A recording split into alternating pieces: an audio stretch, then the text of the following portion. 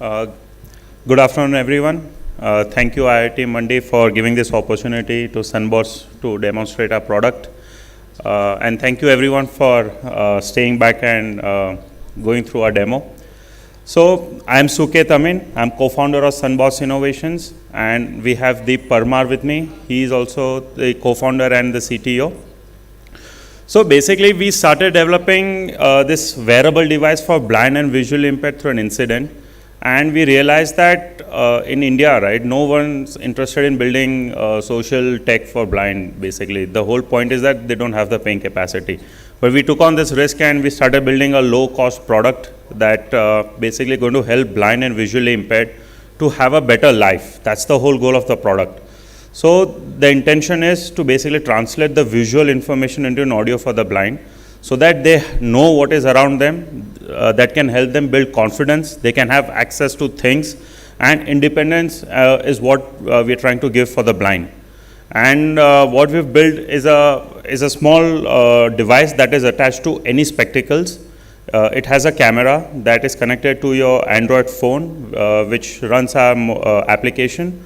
It takes images every second and translates the visual into an audio for the blind so that he understands what is around him. Secondly, the second feature that we've built is reading. So the blind can access any printed or handwritten document in regional languages, including Hindi and English. And then another part is that there are a lot of blind working professionals also. And they travel by themselves, so the device can helpful during their walking. And then they do a currency transaction, buying tickets, buying food items. So that also is enabled through a device by verifying what notes they are giving and what they're taking back in return. And this, the entire journey for the blind is going to be more of an independent is what our aim is, and build the solutions around that. And Deep is going to demo on how the product response. So currently our device is connected with a smartphone, Android smartphone, and now we have the object detection mode on.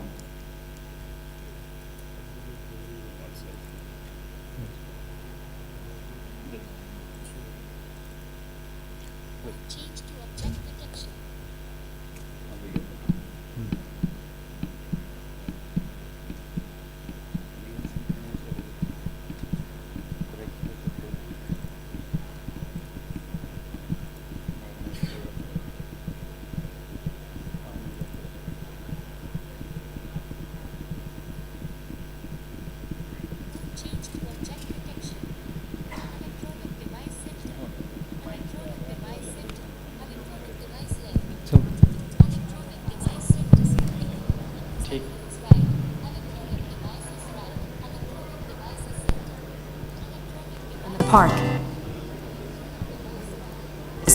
Eat Smart On, your guide to a world of independence, brought to you by Sunboss Innovations. Stroll with confidence. Smart On object detection identifies obstacles, making your path as breezy as a walk in the park. Empower yourself with Smart On, designed to detect and identify over 300 different objects, from persons and vehicles to furniture and electronic items. It gives you near real-time information, making navigation in unknown spaces a breeze. Sure, your assistant stick can tell you there's an object in your path, but pair it with Smart On, and you'll know exactly what and where the object is. Navigate your world with precision and confidence like never before. Switching modes is as easy as showing a fist. In a blink, Smart On is ready to read for you. Want snacks? Let Smart On read the labels. Know what you're buying as it reads out loud, making sure you get exactly what you want. Shopping is now a piece of cake. At the counter, let Smart On take the wheel. It verifies your money, ensuring you know exactly what you're handing over and receiving back. No more worries about incorrect change or unfamiliar notes. With Smart On, you have an ally in every transaction. Experience the revolution. Smart On, brought to you by Sunboss Innovations. Check us out at smart.sunbots.in.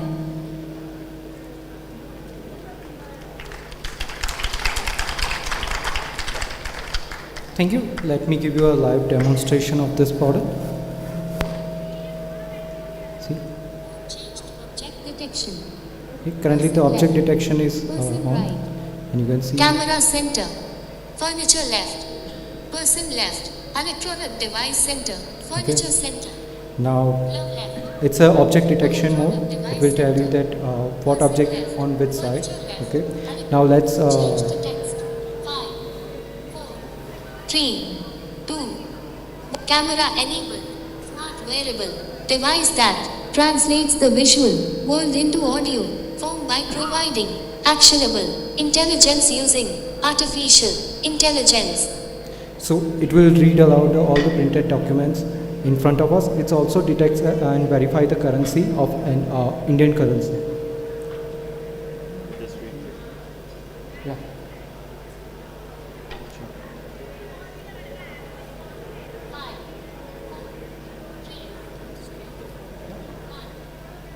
Text detected.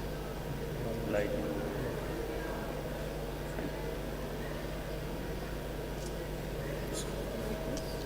Yeah.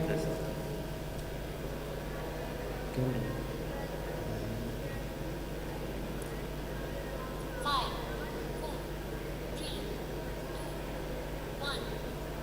Down, das, W lane hanging nel diaken on the benefits of Yegadan. Challenge, like OV the Jesuelsen te Deuter Jaws has. End stage A dil lantha violence ponte JT limit all. On official, me, and equal divide. Empire, banner the temples, and Dr. Bikhat. So basically, what it tries to do is there are two kinds. One is students who need access to books, especially if they're in their 10th, 11th, 12th, and in universities. And we have very limited braille books and audio books available for them. Now, this device is going to enable them to access printed books for them. Apart from that, working professionals. So people are generally in banks or in offices, in back offices is mostly they're employed, where a lot of paper comes to them and they need someone else to tell them what that document is. And now this device can help them to read it out, and now they can take decision on what to do rather than wait for someone to come and read it for them. So this way it's going to enhance their capabilities at workplace also. So that's what our product is totally aimed for at the moment. Thank you.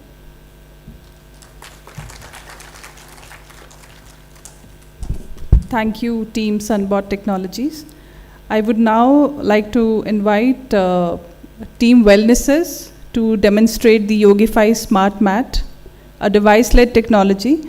It is a posture-correcting yoga mat developed by IIT Mandi incubated startup.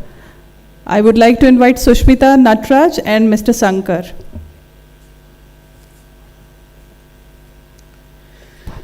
Good afternoon.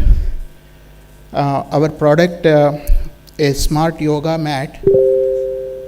The idea for this digitizing a yoga mat has come from one of our personal problems and experiences. Me and two other co-founders of this company, we have been IT professionals, and then due to the long hours of work, the stress and all that, we all three have developed different problems. And then when we were looking for remedies, obviously we have the opportunity to go to the English medicine, undergo even for surgery. Actually, one of the co-founders had got a back pain problem also. But at that time, what happened for us is we have come across one yoga guru who mentioned that with yoga, all these problems, all these lifestyle or the work-related problems can be overcome. And then what we did was we embraced yoga. And in the process, when we were getting the benefits of this science, I would say, we thought that how do we bring this to more people, and then how do we integrate so-called modern technologies to this ancient science and bring it, make it available for various purposes and all, including therapeutical purposes. So we all know, I think, in the morning session, I think all the speakers have highlighted and have really dwelled into the depths of the value and the purpose of yoga. I think what we have done is to bring yoga in a small way as an introductory step for those who, the IT professionals and also working, people who are working very busy in their lives. So to make yoga available to them anytime, anywhere, that's the kind of motto we have. So what we did was, we digitized a standard yoga mat with sensors. I think here again we have innovated, and then we are very happy to share with you all that we have got 7 patents in this particular process. And out of the 7 patents, 2 patents were even granted in USA. So I think and this product now, we have already made version 1 of this product and sold, and our product is now in 17 countries. 17 countries we have sold this product, and now we have we have innovated further, and then we have come up with version 2 of this product. And of course, I must thank the IIT Mandi and the Innovation Hub team. They have really supported us in coming up with the version 2 of our product, which is now much more lightweight, much more capable than our version 1. My colleague Sushmita will do a demo of this product, and also we have this product, we are demonstrating the product outside also the hall there. I invite you all to see the working of this product.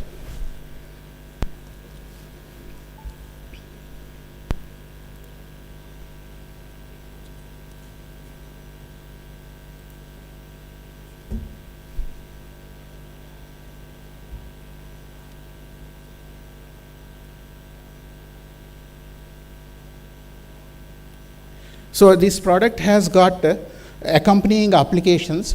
We have the applications implemented with iOS for iOS and also Android platforms. And then I'm very happy to share on this day today, Samsung has made an announcement launching and partnering with us. They have announced the partnership with us, and now the Yogify app will be available as a standard pre-installed applications on their 2023 TV sets. So this announcement has happened today. And Samsung is now saying that they will bundle this particular mat, smart mat, with their TV sets, and then they are going to be placing this mat as a standard accessory in their stores in India and also Korea. So upon success of this, they are now planning for a global launch of this product with their TV sets as a standard accessory. I think it's a kind of proud moment. It's a proud moment, Atmanirbhar Bharat, and we are making this product in Bangalore, in India. We have sourced all the components in from within India. So we have suppliers from Pune, we have suppliers from Delhi, we have suppliers, of course, from Bangalore, and we have suppliers from even remotest parts of India. Okay, so when we sourced all these, and now we have created a supply chain for ourselves, for us to be able to make mats in an assembly unit where we have employed local youth who are engineering diploma holders or ITA diploma holders. So we have employed them, and now we are gearing up to make 10,000 of these mats for meeting that demand that's going to be coming through Samsung. We are going to be making 10,000 mats by Diwali time. That's the kind of promise we made. So this is the video of the product.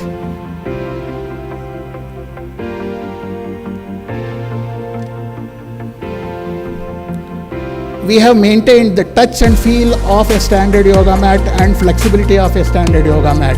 It is rollable, it is washable, the same way of a standard, like a standard yoga mat.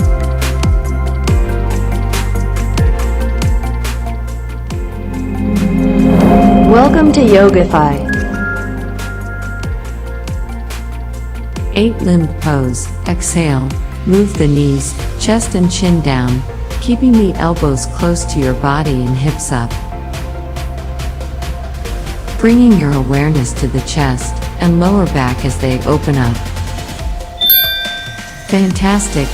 This one's not easy. You've got it absolutely right.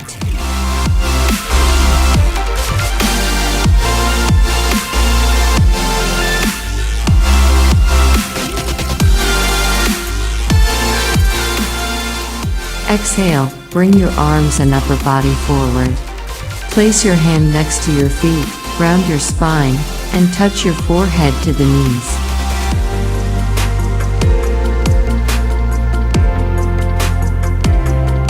A pose that energizes the whole body. She has done it wrong purposefully. Now the system is correcting her. Gently bend forward and try to reach your palms by the side of your feet.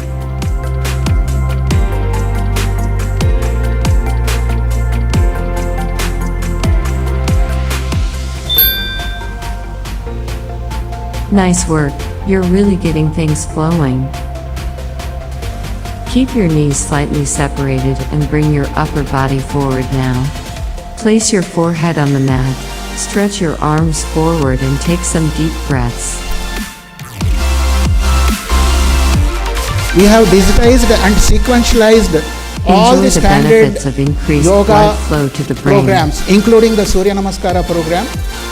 Furthermore, we have sequentialized and digitized the programs for back pain relief, stress relief, and even now we have launched a program for diabetic and high blood pressure relief also from these diseases also.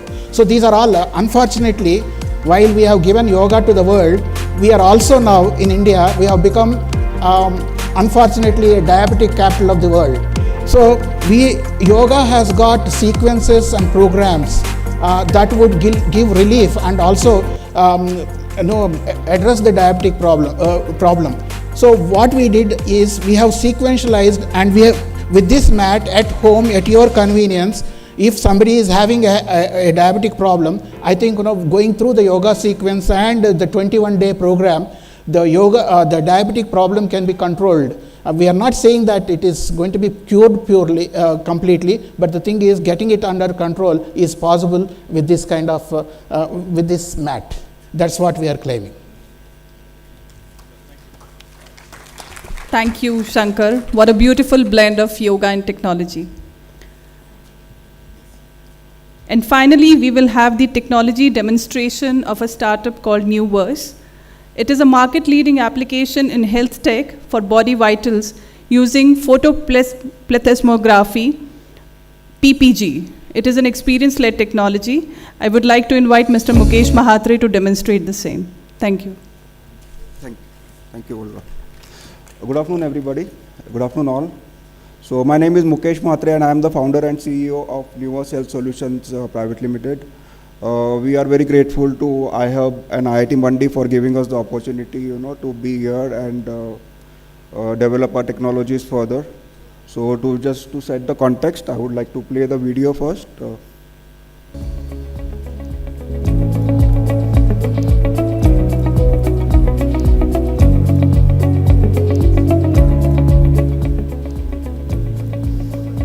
So here you can see that the person is just looking into the mobile camera and his various health vitals are being detected. Right now his heart rate, oxygen saturation, respiration rate, blood pressure, hemoglobin and blood sugar are being extracted.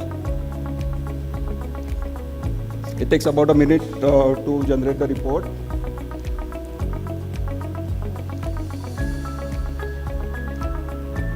A person just needs to look into the mobile phone, and this technology is called remote photoplethysmography. This is nothing but the photoplethysmography technology that is used in the Apple phone or any of the wearables.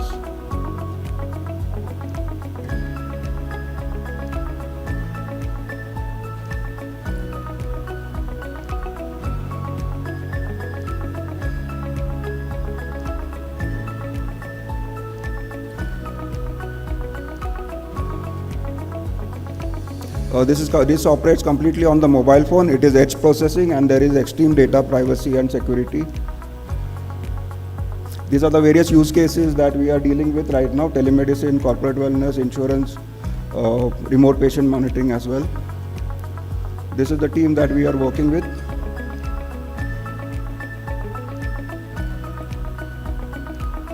And of course, these are our supporters. We have taken a grant from BIRAC, Multiversity, and IIT Mandi Catalyst and iHub as well. Just to elaborate on the use case over here, since this is International Yoga Day, I would like to mention over here that, you know, we all know the benefits of yoga, we all know the benefits of Ayurveda, but we are a bit behind when it comes to data regarding the benefits of yoga and Ayurveda. So if we can use this application as a source to collect data after consuming particular Ayurvedic medicine, or after doing the yogas before and after, and it can maintain a continuous data history of the user as well. So having said that, yes, I think that's all from my side. Thank you very much. Thank you, Mukesh. After these exciting demos, now we will have the privilege of a session by Dr. Satbir Singh Khalsa. He is the Director of Yoga Research for the Yoga Alliance and the Kundalini Research Institute, a research associate at the Benson Henry Institute for Mind-Body Medicine, a research affiliate at the Osher Center of Integrative Medicine, and an associate professor of medicine at Harvard Medical School at Brigham and Women's Hospital. He has conducted research on yoga and yoga therapy since 2001 and has been a practitioner of Kundalini Yoga since 1973. His research has evaluated yoga for insomnia, chronic stress, and anxiety-related disorders, and in workplace and public school settings. Dr. Satbir Khalsa, hearty welcome to you. Over to you, sir. Thank you very much for that kind introduction, and thank you very much to IIT Mandi for the invitation to present. I'm going to give you a presentation that really allows us to get a feel for how yoga works from the perspective of the underlying psychophysiology, meaning the underlying mechanisms that are involved in how yoga works on both the body and on the mind. So first off, I want to really make a definition for the purposes of this presentation of what we mean by yoga. Many people practice the asanas, or the postures that you see in this slide, and yoga has become so diversified and so popular that there are people who practice nothing but the asanas. However, yoga, traditional yoga, incorporates not just the asanas, but also the breathing techniques, especially the slow breathing. These are also referred to as pranayama.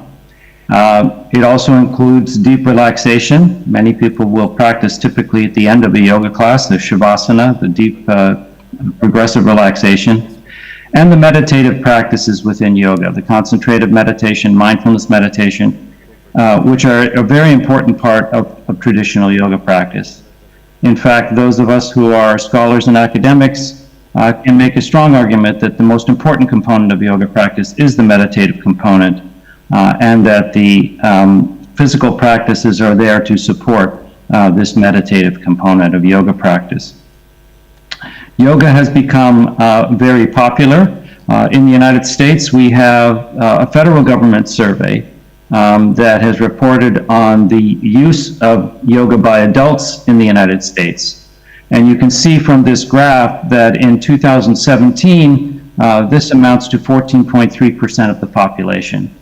Now, from a perspective of epidemiology or sociology, this kind of percentage, 14% of the population involved in some kind of practice, represents a major movement in the culture. What is also apparent from this graph is the trend that you see here. In 2007, going from 6% to 50% increase to 2012, and then again another 50% increase to 14%. So you actually see more than a doubling of yoga prevalence of practice from 2007 to 2017. And we are now waiting the statistics from the 2022 survey, and if that shows another 50% increase, we will be actually at 20% of the population. So this is really a remarkable trend of popularity of yoga in the United States. That trend is occurring to some degree in every country around the world. We do have statistics from India. This one survey that was conducted in 2020 indicated that overall 11% of the population had been practicing yoga. And in another sort of a survey that was looking at many schools across India, it showed that actually 97% of schools including some degree of yoga practices in their curriculum in India. So this popularity is really quite remarkable. If you see that kind of statistic in the population, one would expect to see evidence in the culture. These are some very popular news magazines in the US. This one here is Life magazine. The caption here reads, "Dogs do it, kids do it, even desperate housewives do it. Why we've become a yoga nation." And then this one here, the cover of Time magazine, entitled "The Science of Yoga." Now, one of the challenges of the popularity of yoga is that most media outlets portray yoga as something that is practiced in very acrobatic postures. And this is problematic because we know, of course, that yoga can be practiced by any population. And so this is something that the yoga community really needs to rectify in terms of the image of yoga, that yoga can be practiced by anyone. You don't have to be flexible to practice yoga because of the many different components you can practice. This popularity of yoga further can be defined by its popularity in the population by another thing here, which is the appearance in the United States airports of yoga rooms. So here in San Francisco International Airport, Chicago, Midway, Dallas, Fort Worth, and Miami International Airports, they actually have yoga rooms that you can now practice as you are making your connection. Now, of course, one of the biggest drivers of popularity of yoga has been Prime Minister Modi, who in 2014 actually argued to the United Nations for the adoption of International Day of Yoga.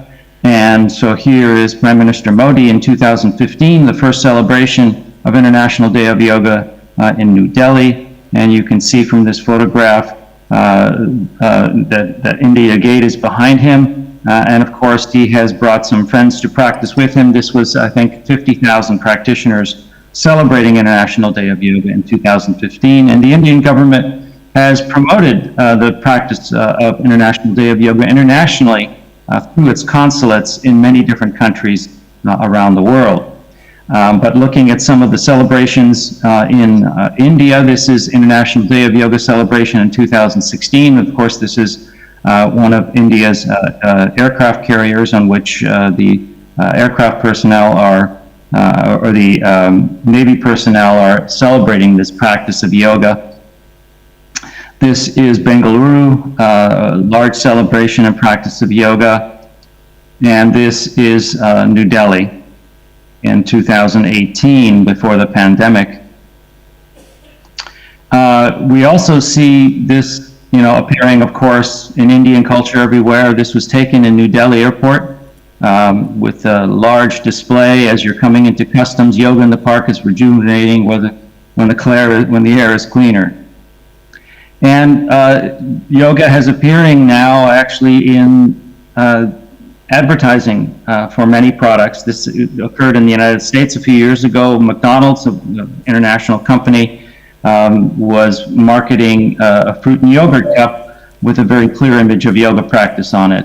And they were actually offering a DVD collection of different physical practices, including a DVD for yoga practice.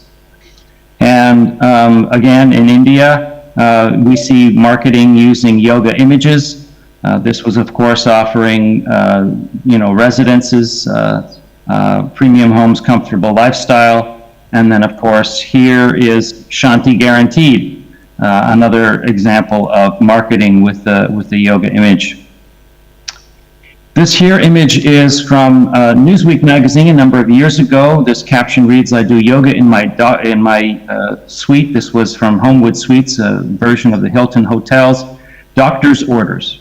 It's a good conversation starter at breakfast, almost as good as the complimentary waffles. And this indicates sort of a new application of yoga, which is the idea that yoga can be used as a therapeutic intervention for the treatment of diseases.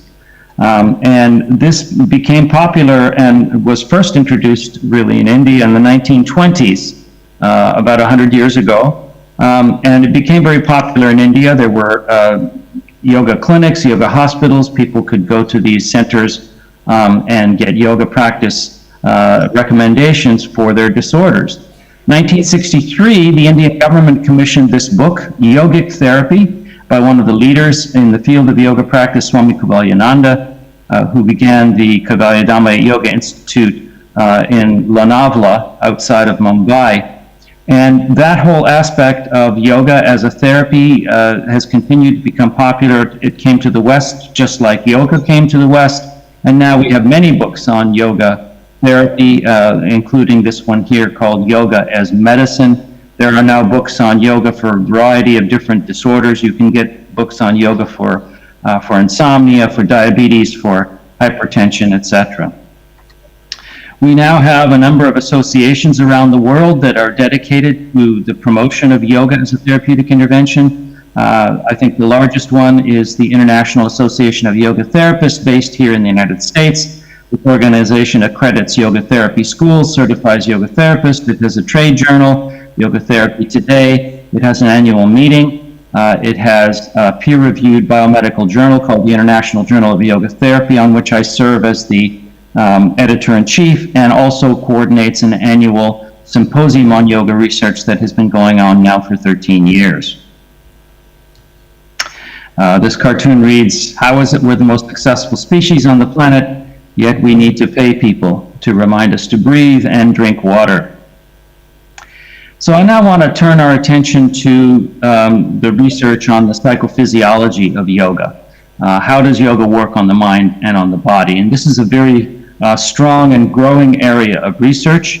And one way we can see that is through the publication of what are called review papers or meta-analyses, which summarize the published research on yoga for a variety of different functions.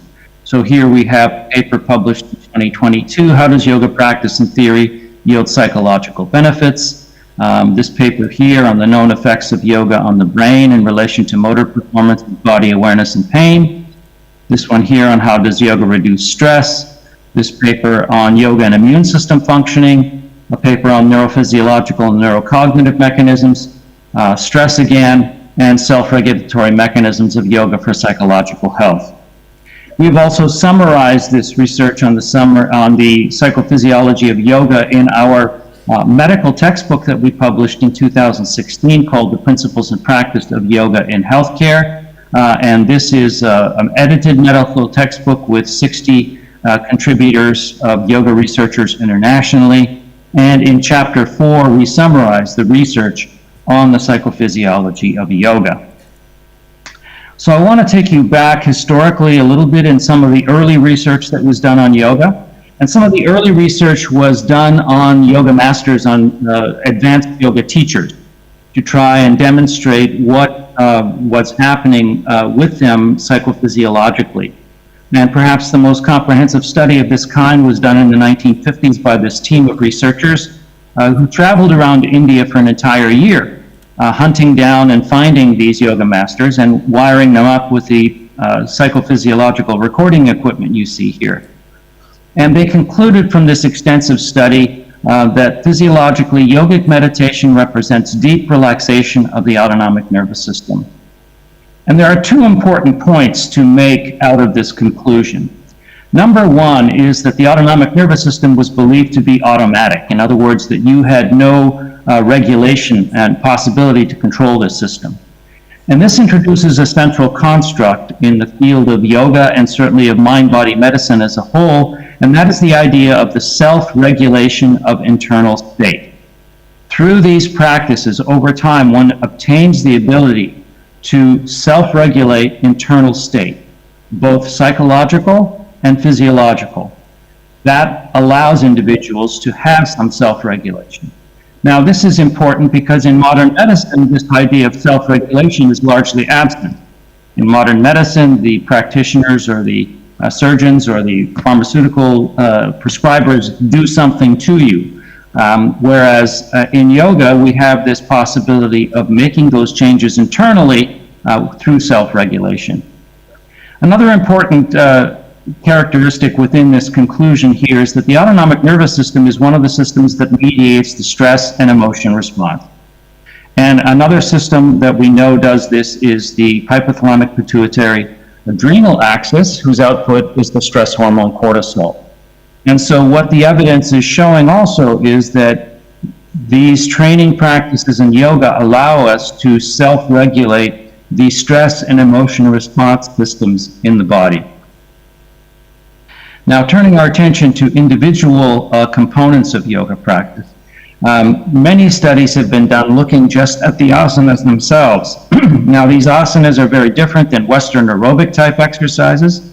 They are much more focused on flexibility, on stretching. They're much more focused on balance. They are much more focused on the isometric holding of exercises. And this is very different than Western aerobic exercises, which are more focused on muscular endurance and muscle strength, things like jogging and weightlifting. And so many studies have been done on yoga, on the postures themselves, and it's no surprise that you can take individuals who have never practiced yoga, and after several months of regular practice, we can see improvements in things like oxygen uptake, flexibility, muscular endurance, and muscle strength. And these are very robust and very objective measures of change, and so give us a lot of confidence that indeed we can change our bodies significantly in different ways when we practice yoga. And these practices, I believe, will ultimately start to show that these types of exercises yield a larger mind-body effect in which we start to see more of a relaxation effect with these types of exercises than with aerobic type exercises. Now, turning to the physical relaxation exercises, a key practice in yoga is to become aware of physical tension and to release physical tension. And in one particular practice in Shavasana, where we lie supine on the back, we actually engage in this particular type of relaxation. Now, interestingly, in the West, for many decades, we have had a practice based upon this called progressive muscle relaxation, which is virtually identical to this practice of supine relaxation. And a number of studies have been done to show that this type of practice actually yields benefits psychologically.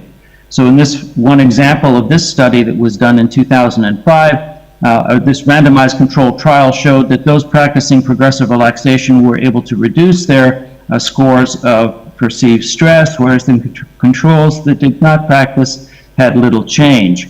The subjects in this study also demonstrated a reduction in anxiety. The controls had no change. There was an increase in perceived relaxation. And in an objective measure of heart rate, you can see this actual reduction of heart rate after the practice with no change in the controls.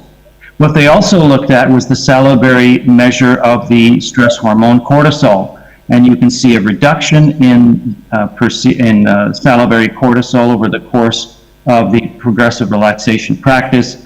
No change in the control group that did not practice yoga. So clearly we can see the effects on psychophysiology, both mental, emotional, and physical, with the practice of relaxation techniques. Now, as I mentioned, another major component of yoga practice is pranayama, and the most common and powerful form of pranayama is the long, slow, deep breathing. There has now been a very strong and growing body of research evidence showing remarkable changes in psychophysiology with the practice of slow breathing. And this is one example of a study that was done not too long ago, looking at the effects of slow breathing on stress management. In this randomized controlled trial, both groups were subject to a stressful condition. And what you can see in the control group that did not practice yoga, a very strong and pronounced increase in the experienced stress level. Whereas the experimental group that did slow breathing had a modified, much lower reaction to stress. And this has been duplicated in a number of studies. Not only are we seeing improvements in stress regulation with pranayama and slow breathing, we are seeing a reduction in emotional responsiveness. We're also seeing an improvement in pain regulation. And we also are seeing that this slow breathing practice is a highly efficient form of gas exchange. And so we're seeing improved functioning and respiratory characteristics with this practice of slow breathing. And more recently, we are seeing direct evidence of the effects of slow breathing directly on the central nervous system. There are regions of the brain that are directly related in terms of their neural activity to the breathing frequency. Now, moving on to meditation practices. One of the more powerful types of techniques has been the use of so-called neuroimaging or brain scans. One of the powerful techniques is the fMRI, functional magnetic resonance imaging. These techniques are capable of looking very precisely into the central nervous system, into the brain, to demonstrate which regions of the brain are changing their activity. And we can see those changes with millimeter resolution. And we can also see those changes over time with second-to-second resolution. One of the types of experiments that's been done with the fMRI is to ask the question, is brain activity different in individuals who've been practicing meditation for a long time compared to the people that do not practice? And this slide is showing one study of an example of this, in which they compared meditators and non-meditators and looked at difference in activity in different regions of the brain. They did see differences in a number of regions of the brain, including the prefrontal cortex, the parietal cortex, thalamus, putamen, caudate, and midbrain. And what they concluded was that the observed changes, the differences here, appear in structures of the brain that underlie the attention network and also those that relate to emotion and autonomic function. So there's actually a good correlation here. We see these regions of the brain that we see behaviorally of changes in emotion and autonomic function. And it's no surprise that we see changes in the attention network because meditation practice, most simply defined, is the relaxed, non-analytical focus of attention.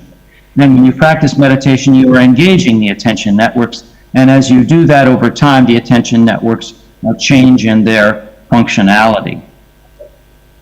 Another phenomenon that you can measure with the brain scanning technique is actually brain structure. And what we know is that the brain can change its structure. This is known as neuroplasticity.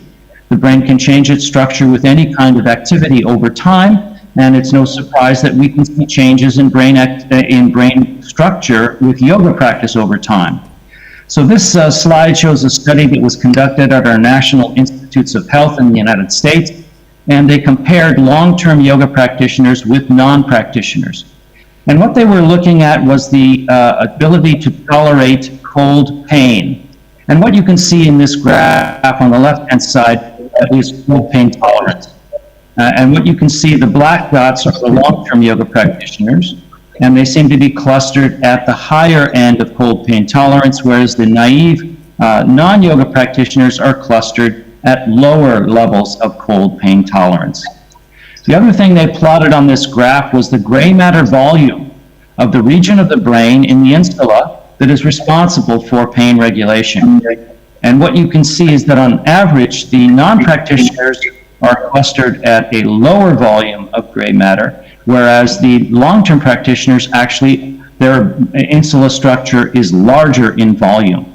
And what we can see on the right-hand graph is a plot of the long-term yoga practitioners and the duration of their yoga practice plotted against gray matter volume. And what you can see is that there's a relationship, that the longer that yoga practitioners had practiced yoga, the larger that region of the brain was in terms of its volume. So this is now telling us not only can we make changes in brain activity, but we can make changes in brain structure. And these are very powerful, robust, modern scientific technologies that are free from subjective measure.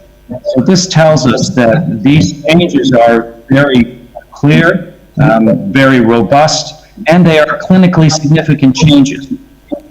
This puts this evidence on a very sound footing with respect to modern medicine, that this cannot be just dismissed as placebo effect, as minor effects.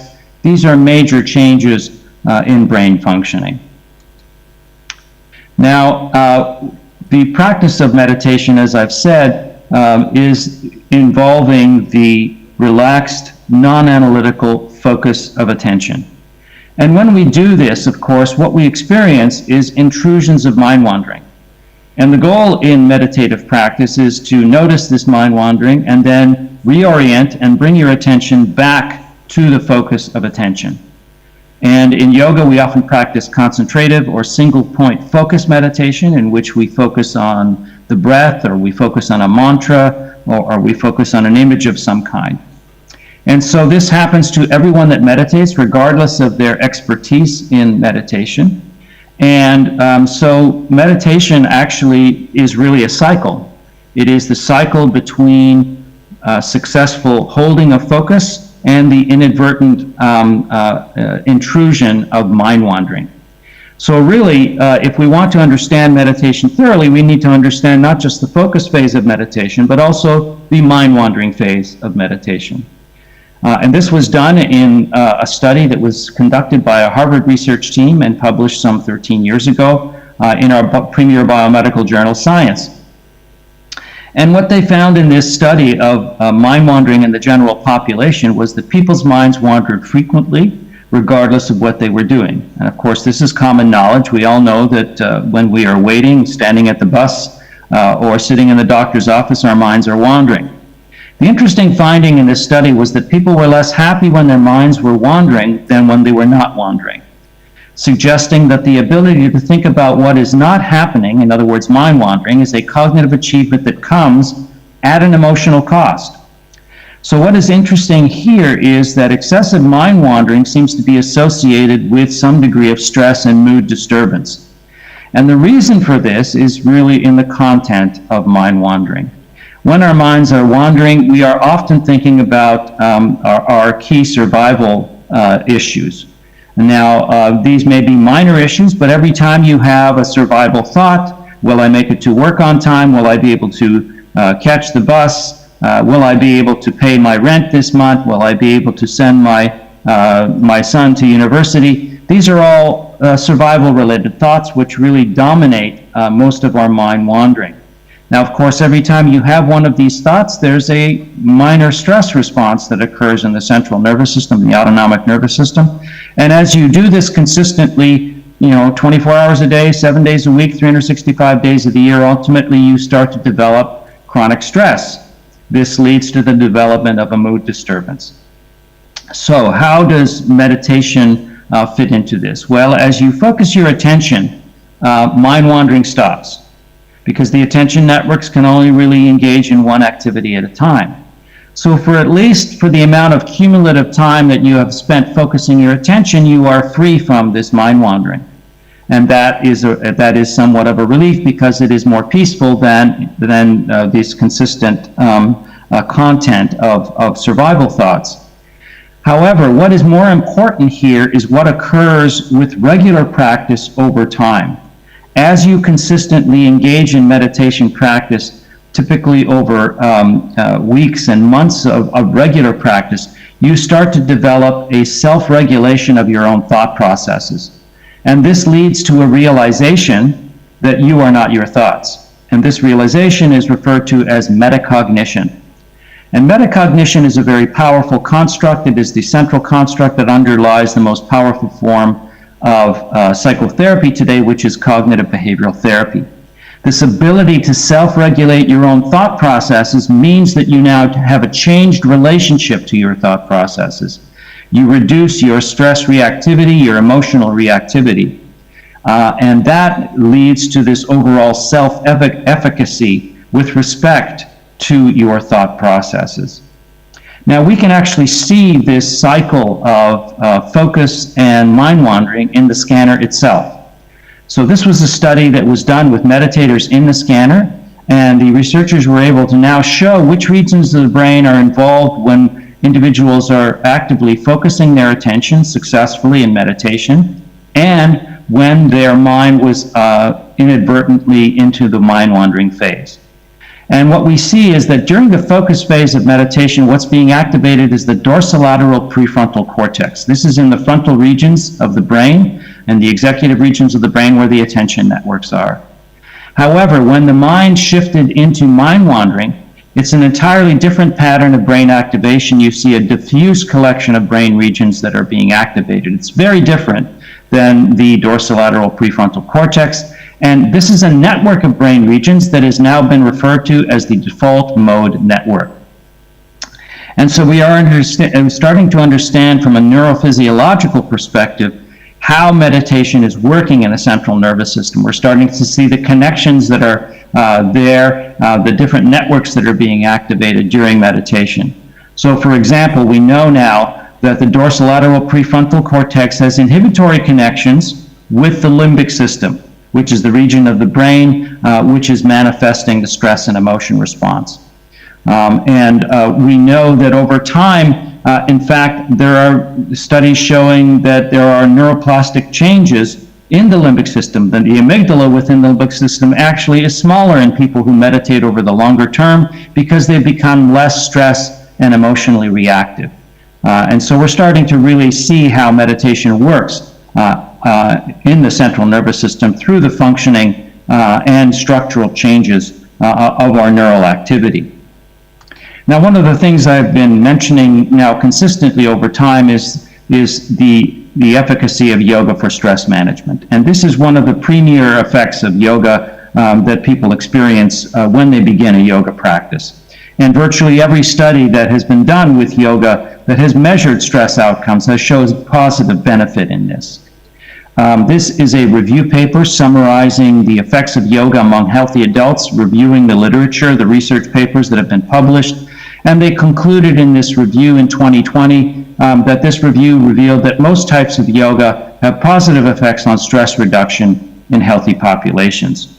Now, many of the studies looking at chronic stress have used subjective measures, self-report questionnaires, but we also have evidence from studies that have looked at objective measures of stress.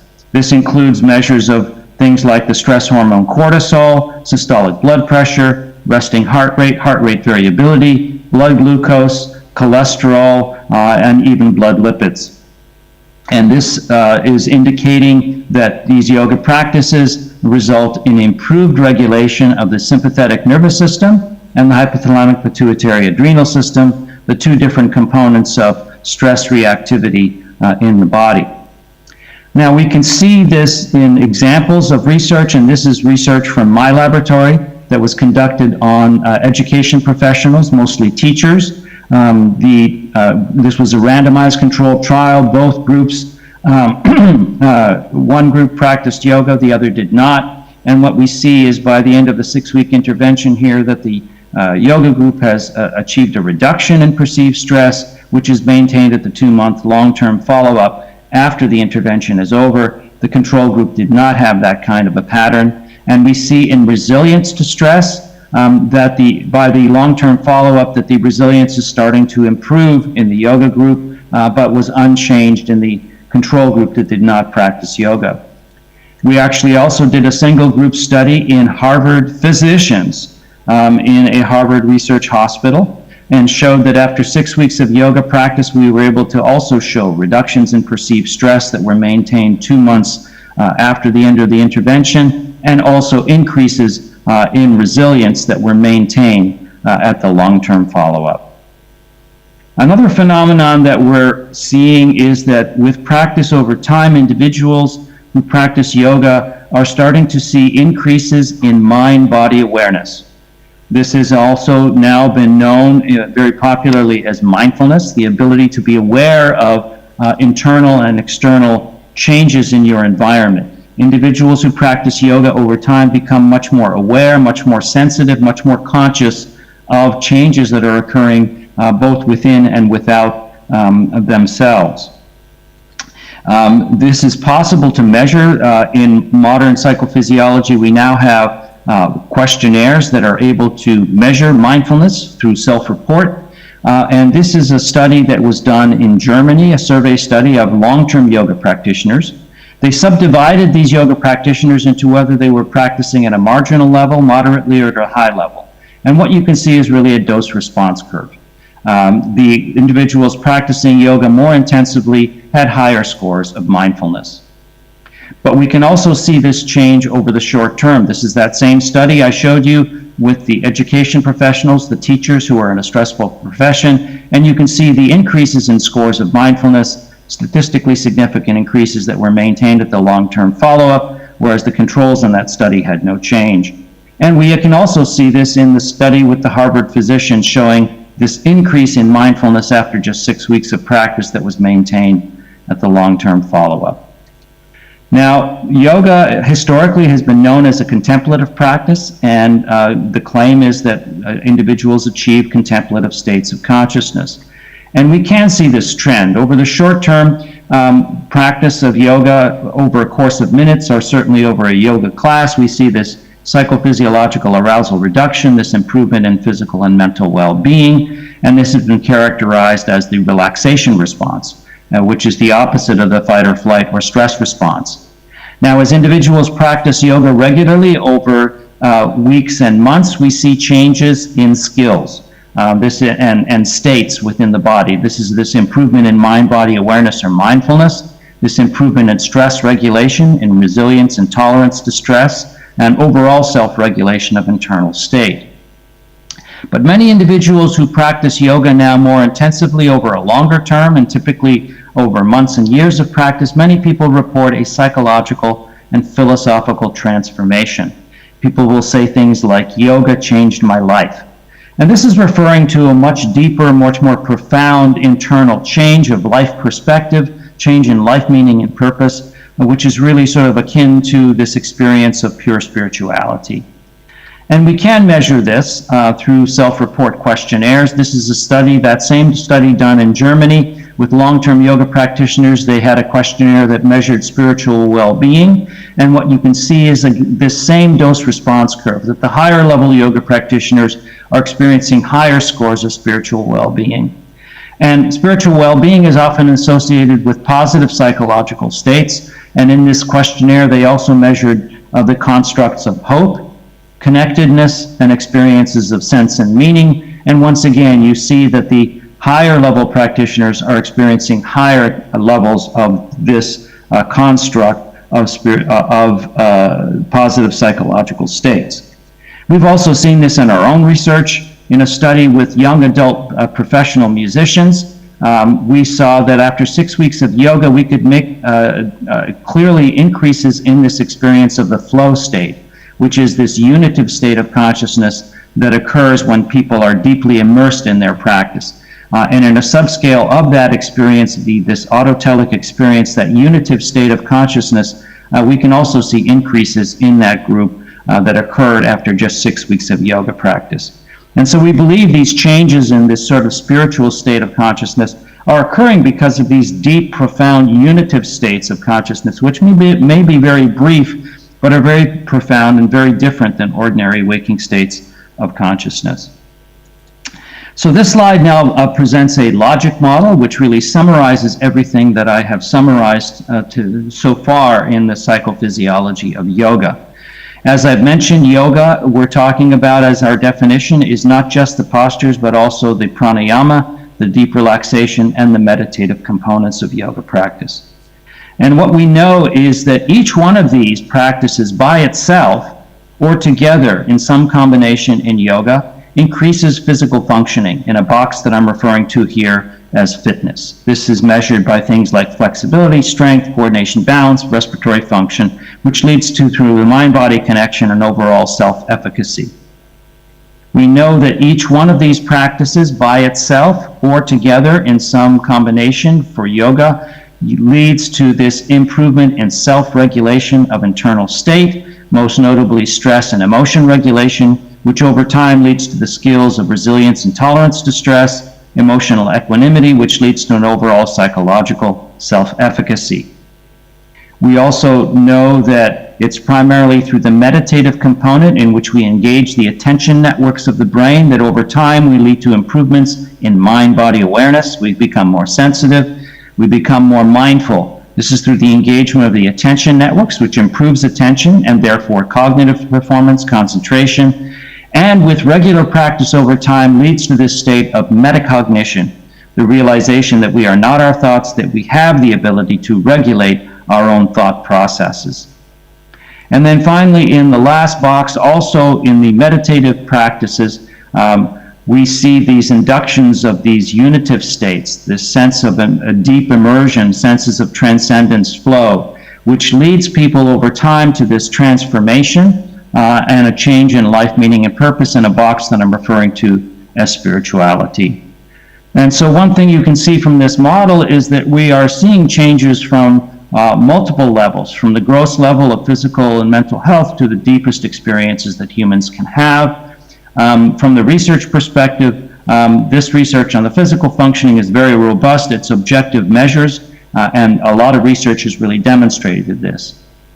Over the past 3 to 4 decades, through modern scientific methodology like brain scanning, biochemical measures, and more recently molecular biological outcomes, we are really starting to understand how yoga impacts self-regulation and also mind-body awareness in the central and autonomic nervous systems. And so this is really leading to a very profound understanding of these two very important components of yoga's benefits. And this section here on spirituality is weaker, but nevertheless, it is possible to study this and show changes in spiritual constructs with yoga practice. Now, of course, these boxes are useful for us to come to an understanding, but of course, all of these constructs are very much interrelated. That's the purpose of these arrows between these boxes, to really show that all of these constructs are very much interrelated with each other. But as a consequence of all of this, we are seeing at the bottom, when we practice yoga, changes in global human functionality, from the gross level of physical and mental health and performance, to stress and emotion regulation, induction of awareness and mindfulness, and the appearance of metacognition, and over time longer to the deeper experiences of positive behaviors, well-being, values, life purpose and meaning, and spirituality. Now, one of the applications of yoga and all of these positive benefits has been into modern medicine and to healthcare, to sort of improve self-regulation of internal state, which can improve to symptom treatment. And this field of research has been dramatically growing. This is a search on the biomedical search engine PubMed, which allows us to get a metric of the number of publications of review papers or meta-analyses on yoga. And what you can see is that in the year 2000, there were no publications, which were essentially reviews that had the word yoga and review in the title. But in 2022, we had over 50 of these, and the trend, as you can see, is very remarkable. So with 50 meta-analyses and review papers published every year on yoga, you can imagine that this represents quite a stunning increase in the prevalence of these studies. And most of these studies are really studies looking at the benefits of yoga in different psychological and medical conditions. And we have summarized this in our book, The Principles and Practice of Yoga in Healthcare, which has 23 chapters dedicated to the evidence showing yoga for benefit in a variety of different medical and psychological conditions. Each chapter presents the theory, rationale, and the research and practice of yoga. And we have, as I mentioned, 60 yoga researchers internationally contributed to this, in addition to 30 yoga therapists who provided information on how this is being applied in patient populations. And this book really is our sort of evidence that yoga has a place in modern medicine as a credible therapeutic intervention. And I want to just sort of close with a few pieces of evidence from research in my laboratory we have conducted a trial on yoga for post-traumatic stress disorder. This was a 8-week intervention, and what you can see in the primary outcome of the PTSD checklist, this was a randomized controlled trial. The yoga group in black showed a consistent and steady reduction in symptoms of post-traumatic stress disorder, whereas the control group that did not practice yoga had no change. In looking at secondary outcomes of stress, we see improvements in resilience and reductions in stress in the yoga group over the course of this 8-week intervention.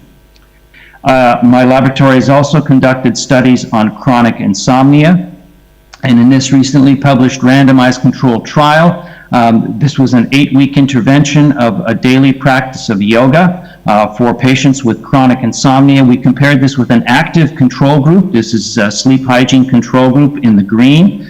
You can see that both interventions reduced the time taken to fall asleep, the sleep onset latency, but the yoga group had a slightly stronger outcome. You can see increases in total sleep time over the course of the 8 weeks of the intervention, improvements in the efficiency of sleep, the percentage of time that individuals are asleep based upon the time in bed, and then also reductions in total wake time during the night. And these changes, these improvements in sleep efficiency are as strong as you can achieve with any pharmaceutical or sleeping pill, and also equivalent to other behavioral treatments for insomnia.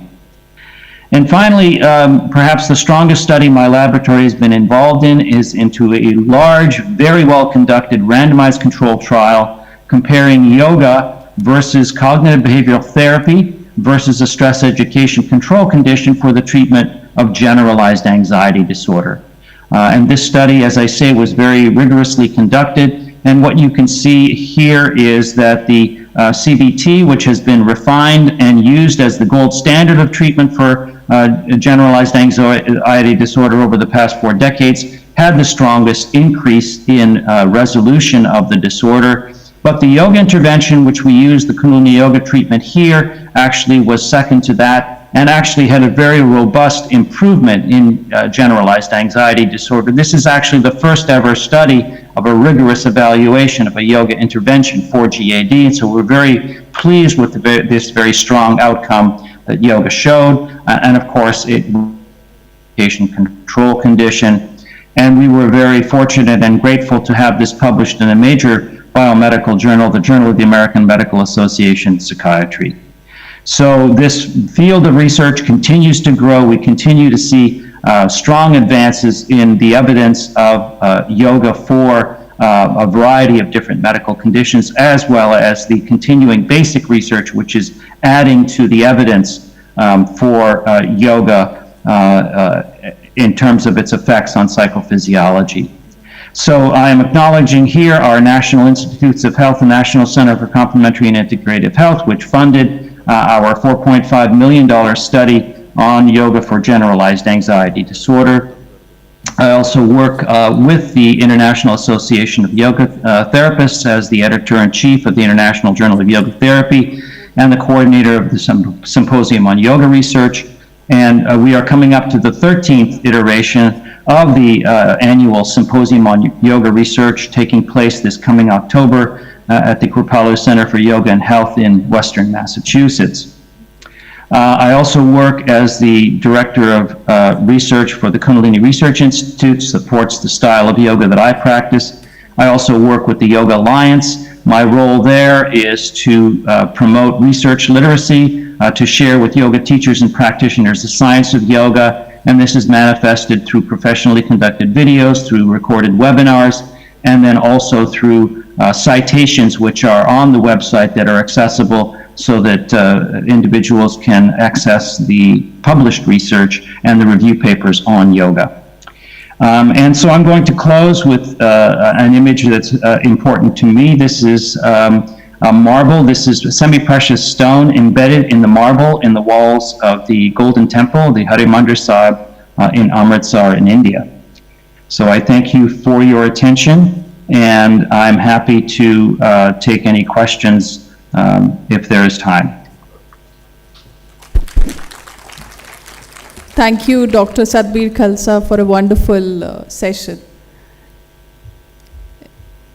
Are there any questions? We may proceed with the questions. Yes, sir. Mic.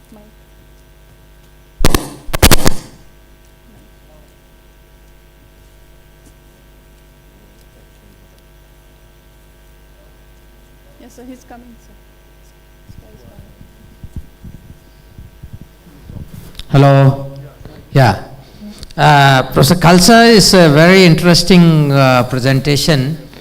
I have this question. That before you presented your own research, there was a comparison between CBT, yoga, and SE. I am not hearing anything, so I'm not sure if we are Are you able to hear me? fully connected.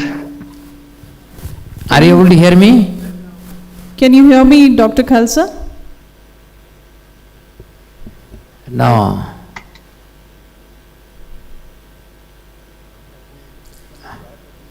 Hello? NKN team, kindly check in.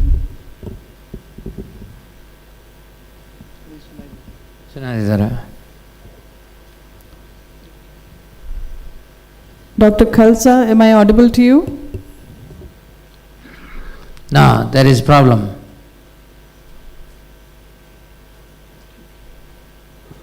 Hello? Are you able to hear me? No.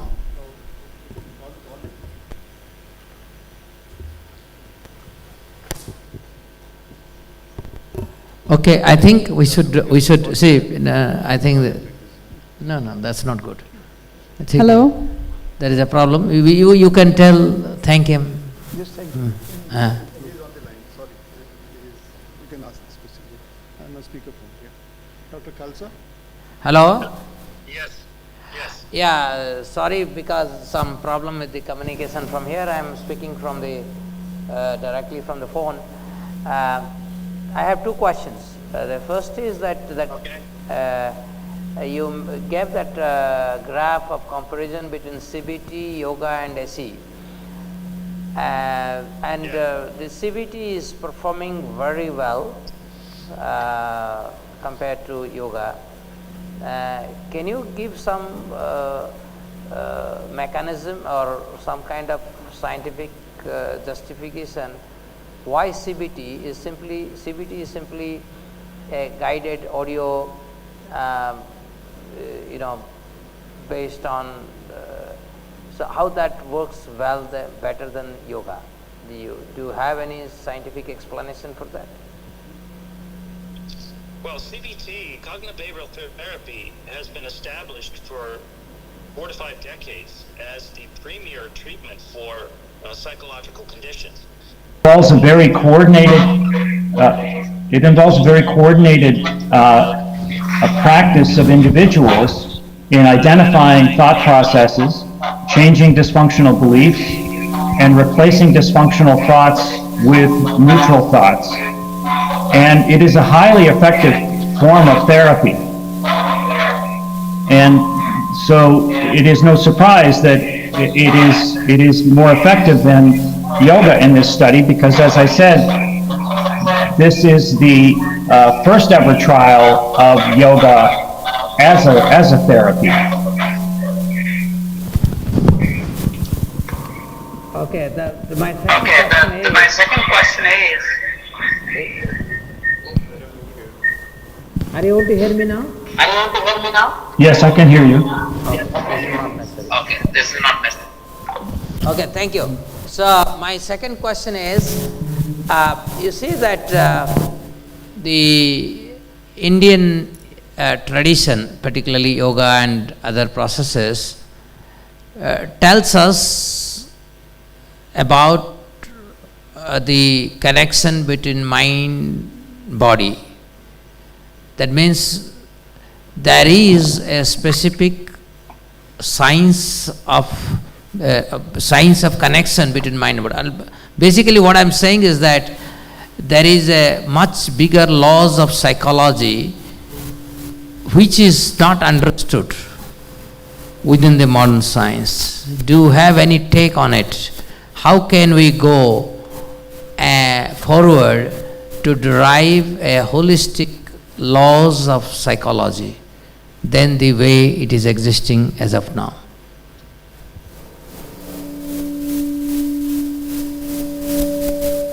Hello? Did you follow my question?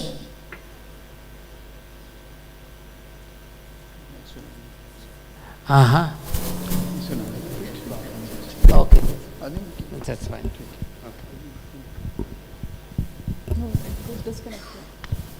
Dr. Khalsa, are you there? Yeah. Okay, you thank him because there is some problem. No, that's fine. Now you tell Mr. Pandey to speak for 5 minutes. Hello? Dr. Khalsa, am I audible to you? No, see, he's not hearing. Sir, okay. Please conclude by thanking You will not hear even if I thank. Somjit, can you tell him through the phone? Say thank you. You people are not organizing properly. Yes, sir. time to thank him because वैसे भी लंबा कुछ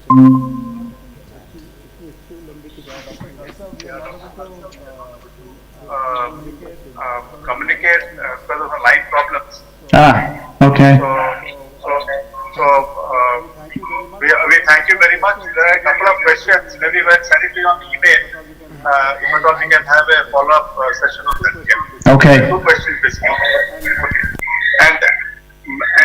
And very grateful for you to come on this conference and share your impressive study and the work which has been done in yoga in India. Okay. Not my pleasure. Thank you, Dr. Khalsa. All right. Thank you.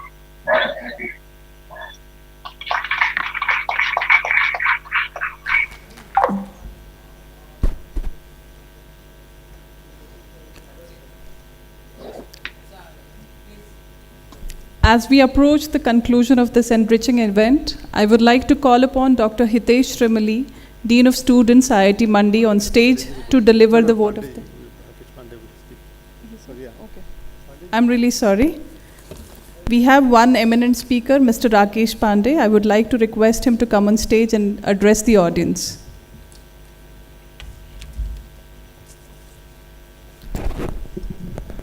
Thank you so much director sir और chairman sir, समय बहुत ज़्यादा हो चुका है।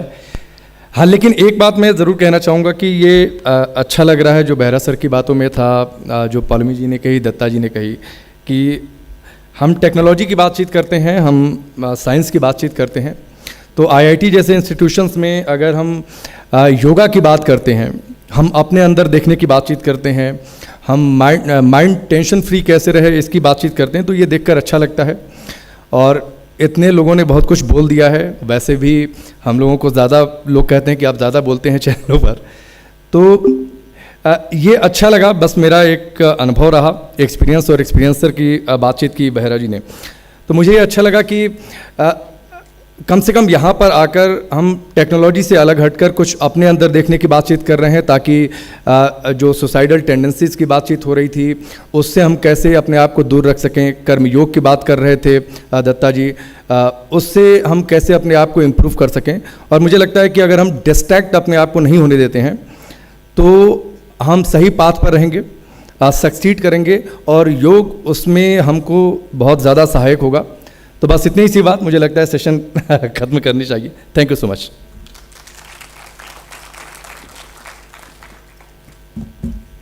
Thank you, sir.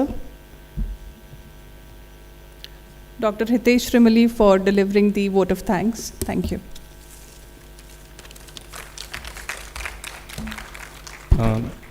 Honorable Chief Guest, Professor Premvrat, Director Sir, Professor Lakshmintar Behra, speakers, panelists, dignitaries, Dr.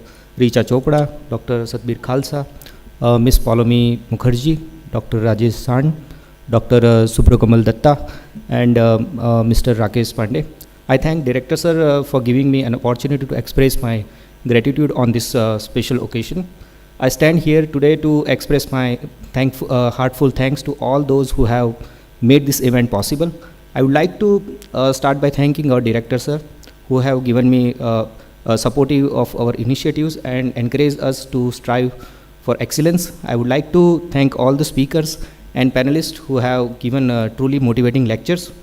Moreover, I would like to thank Dr. Tushar Jain, overall G20 coordinator, Shri Somjit Amrit, CEO iHub, then sports advisor Dr. Rahul Shrestha, Kal Singh, and Miss Volga. Additionally, I would like to thank Satyam Tiwari for his extraordinary support on the day of International Yoga Day and during last 5 days of pre-yoga training in the evening at the South Campus. I also would like to thank the Research Secretary Shubham Ranjan, Ankit, and the SCRI Coordinator Indro Sankar for their support in the event and as well as preparing the video bites for the to advertise the event. I also would like to thank my gratitude to all faculties, staff, and IIT Mandi team for their support in conducting this event.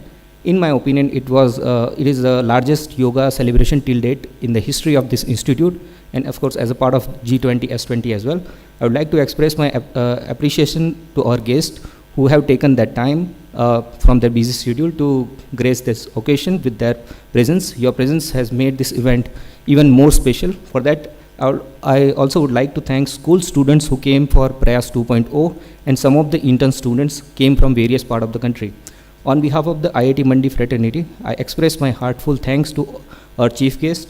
I would like to thank all respective representatives who blessed us with their presence. I would like to thank the organizing team, our transport, sports team, IIT Mandi student gymkhana, and accommodation team, which includes Ms. Gunjan and Mr. Pavin. Without you, this event wouldn't have been possible.